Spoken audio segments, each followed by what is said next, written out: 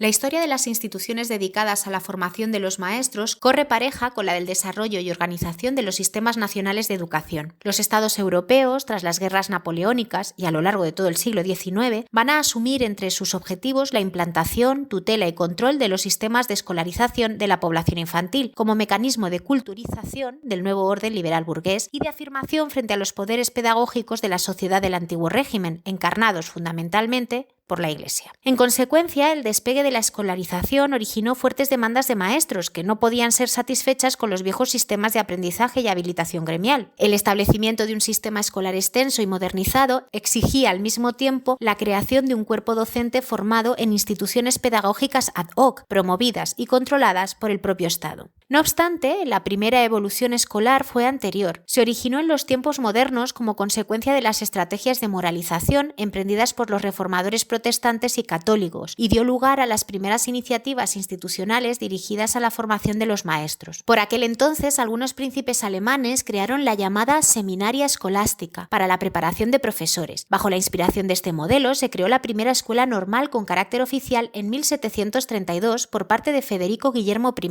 A partir de entonces, la idea de los seminarios o escuelas normales, las Normalschule, se difundió por toda Alemania en el siglo XVIII. Entre las últimas décadas del siglo XVIII y las primeras del XIX, la difusión de la Ilustración, los proyectos educativos de los revolucionarios franceses, el reconocimiento de estos del derecho a la educación elemental, la expansión del filantropismo y de los movimientos en favor de la educación popular, junto con la incipiente industrialización y la valoración de la educación como factor de apoyo a los nacionalismos y al nuevo orden político, entre otros factores, generaron en toda Europa crecientes demandas de instrucción elemental y de maestros. En España, en 1806, Godoy impulsó la creación del Real Instituto Militar Pestalozziano, que se concibió como un establecimiento destinado a la formación de maestros siguiendo los métodos del pedagogo suizo Pestalozzi. Por otra parte, en 1818 se creó en Madrid la primera escuela mutua siguiendo el modelo británico, que en 1821 fue considerada como escuela normal para la enseñanza mutua. Años más tarde, este centro de formación serviría como institución aneja de prácticas a la escuela normal femenina. A pesar de todo, las escuelas normales no se configuran y extienden por Europa hasta bien entrado el siglo XIX. España no fue una excepción. Las escuelas normales se introdujeron y generalizaron en nuestro país a través de los contactos con Francia e Inglaterra, y lo hicieron tras la incorporación al poder de la burguesía liberal, después del periodo absolutista de Fernando VII. La aparición de las primeras escuelas normales se asocia al despegue de nuestro sistema escolar, que, a través de numerosos vaivenes, comienza a perfilarse a lo largo del reinado de Isabel II. El acceso de los liberales al poder va a significar en el terreno educativo una decidida voluntad de control estatal de la escuela como vehículo de transmisión cultural e ideológica en plena pugna con los poderes educativos representativos del antiguo régimen. Las escuelas normales españolas se originan en este contexto, como respuesta institucional a la creciente demanda de maestros y como vía de control de la enseñanza elemental por parte del Estado liberal. En 1834, el ministro del Interior, Moscoso de Altamira, constituyó una comisión cuyos cometidos serían la formación de un plan general de instrucción primaria, el establecimiento de escuelas de enseñanza mutua lancasteriana y, sobre todo, la creación de una escuela normal en la que se instruyan los profesores de las provincias que deben generalizar en ellas tan benéfico método. Anteriormente, el acceso a la docencia en nuestras escuelas elementales se había llevado a cabo mediante mecanismos corporativos de control gremial y administrativo. Para la habilitación profesional solo se había exigido, en todo caso, el aprendizaje directo al lado de un maestro durante un periodo de tiempo como pasante, leccionista o ayudante, al igual que en otros ámbitos gremiales. Pero en 1835 se abría en Madrid una escuela práctica o de ejercicio, con una capacidad para 300 niños, y se disponía que los gobernadores provinciales enviaran como pensionados a 2 profesores de primeras letras acreditados para que se instruyesen en el método. El establecimiento se concebía, de este modo, como un seminario de maestros. Unos años más tarde, en abril de 1837, se aprobó el reglamento de la Escuela Normal Central de Madrid y se requirió de nuevo a las provincias para que enviasen 2 alumnos al establecimiento, a fin de abrir después escuelas en cada circunscripción. El Plan Provisional de Instrucción Primaria de 1838 dispuso la creación de escuelas normales en las provincias y en Madrid. Esta última, destinada principalmente a formar maestros para las escuelas normales subalternas. La primera escuela normal o seminario central de maestros del reino se inauguró en Madrid el 8 de marzo de 1839, instalándose en el número 80 de la calle Ancha de San Bernardo, con el nombre de Escuela Normal Seminario Central de Maestros. Esta nueva institución ocupaba el antiguo convento desamortizado de las religiosas franciscanas de Santa Clara, lugar donde hoy se encuentra el Instituto de Bachillerato Lope de Vega. La puesta en marcha de la nueva experiencia pedagógica había sido posible gracias a los esfuerzos de Antonio Gil y Zárate como gestor burocrático y del pedagogo Pablo Montesino, quien sería su primer director y profesor de Principios Generales de Educación Moral, Intelectual y Física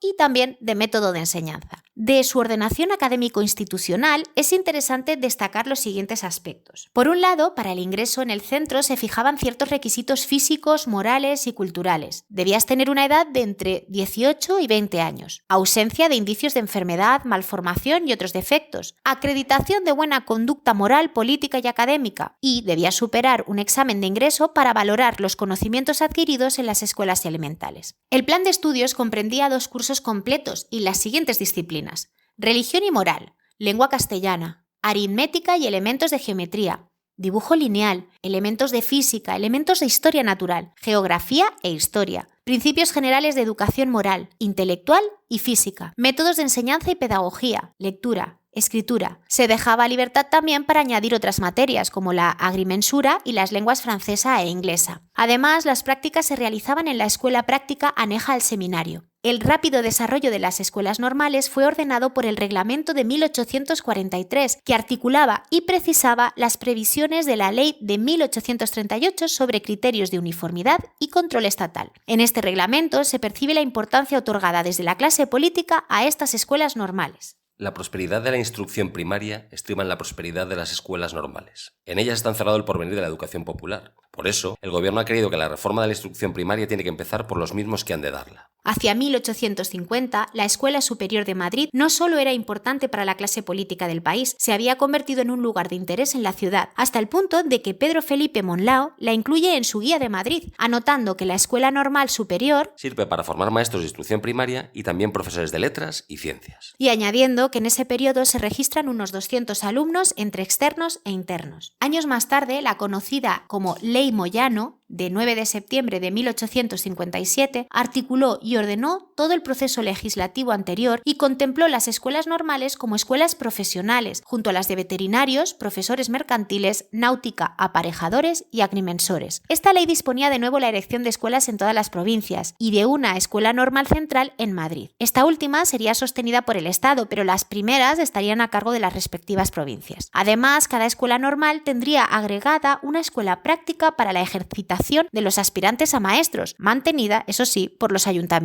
Aunque la Ley Moyano es la primera en sugerir la creación de escuelas normales femeninas, si bien no precisaba más que algunos someros aspectos sobre ellas, su existencia institucional es anterior, ya que algunas provincias las establecieron espontáneamente. La primera, al parecer, fue la de Pamplona, en 1847, a la que siguieron las de Logroño, en 1851, Álava, Cáceres y Zaragoza, en 1856, y Cádiz, Segovia y Teruel, en 1857. A pesar de todo, a partir de 1874, las escuelas normales se vieron sumidas en un total olvido y abandono durante la primera fase de la Restauración borbónica. Mientras la clase política del país vive pendiente de los ritmos turnistas del gobierno y de los debates sobre la cuestión religiosa y otros problemas ideológicos, las instituciones de formación de maestros, así como el resto del sistema educativo, pasan por un largo tiempo de atonía, a pesar de las críticas que los institucionistas y otros sectores liberales de la nación dirigieron sobre sus responsables. La denuncia sobre la decadente situación de las escuelas normales y en general del magisterio primario se llevó a cabo desde diferentes tribunas progresistas. Los congresos pedagógicos, que convocaron a contingentes muy nutridos de maestros, profesores normalistas y personas vinculadas al mundo de la educación, manifestaron en diversas ocasiones su preocupación por la precaria situación de las normales y sugirieron soluciones para su renovación. No obstante, y a pesar del clima general de atonía y decadencia, la década de los 80 registra algunas innovaciones que es preciso destacar. Una de ellas es la reforma, de signo gobierno liberal de la Escuela Normal Central de Maestras en 1882, que intentaba formar un nuevo tipo de profesor normalista femenino y reactivar así las abandonadas normales provinciales. Esta reforma introducía importantes cambios curriculares, tanto en sus segmentos científicos como en los humanísticos. Establecía un examen de ingreso para el acceso a los estudios, limitando el número de plazas. Daba entrada a un profesorado mixto y de extracción universitaria. Dotaba al centro de moderno material científico y pedagógico, suprimía los exámenes y los sustituía por la evaluación de una junta de profesores. El año 1914 constituye una fecha crítica en la historia de la formación de los maestros. El ministro Francisco Bergamín, mediante 2 decretos, reformó al mismo tiempo las escuelas normales y la Escuela de Estudios Superiores de Magisterio. Unos años más tarde, a principios de la década de los años 20, surge la Revista de Escuelas Normales, órgano de la Asociación Nacional del Profesorado Numerario de estos centros. La revista se convierte en un documento histórico de primer nivel, ya que junto a la defensa de los intereses corporativos y profesionales de la asociación, refleja la vida de las escuelas normales durante el periodo de la dictadura y de la República, o sea, entre 1923 y 1936, y también refleja el movimiento pedagógico nacional e internacional de su tiempo. En la época republicana, con el decreto de 9 de septiembre de 1931, las escuelas normales, después de casi un siglo de existencia y tras pasar por vicisitudes de muy diverso signo, se acercan, aún dentro de su carácter de escuelas profesionales, al ámbito universitario. Esta reforma, inspirada por Rodolfo Llopis, profesor normalista, director de la Revista de Escuelas Normales desde 1927 y líder socialista, formaba parte de una renovación más amplia y profunda del sistema escolar primario. Se trataba de formar, independizar, sostener y fortalecer el alma del maestro, con el fin de que ésta fuera el alma de la escuela. Hasta 1936, la escuela permanece en el edificio de la calle de San Bernardo, cada vez con más problemas de espacio, lo que también repercute en las instalaciones y funcionamiento de su destacada biblioteca. En 1937 reanuda sus actividades después de trasladarse a Valencia por causa de la guerra, y el 24 de febrero se procede a la apertura de la Escuela Normal número 1 de Madrid en el local de la Escuela de Artesanos en la calle Pintor Sorolla número 12 de Valencia. Allí continúa hasta 1939, en que se vuelve a trasladar a Madrid, a unas instalaciones totalmente insuficientes situadas en la calle de los Madrazo. En 1950 pasa a ocupar un edificio en la Ronda de Toledo número 3. Es en esta etapa en la que el claustro de profesores decide que la escuela lleve el nombre de su fundador y primer director, don Pablo Montesino. Permanecerá 10 años en esta ubicación, trasladándose posteriormente al local que ocupaba hasta entonces la Escuela Normal de Maestras en la calle de la Santísima Trinidad número 37, donde ha permanecido hasta su integración en la actual Facultad de Educación en el año 1995. Como podemos intuir a lo largo del breve y somero recorrido histórico que acabamos de realizar, la Escuela Normal de Madrid fue un centro de cultura pedagógica superior prestigioso, sobre todo en su primera etapa. De ella saldría la nueva pléyade de normalistas que elevó el nivel científico y pedagógico de las escuelas en España.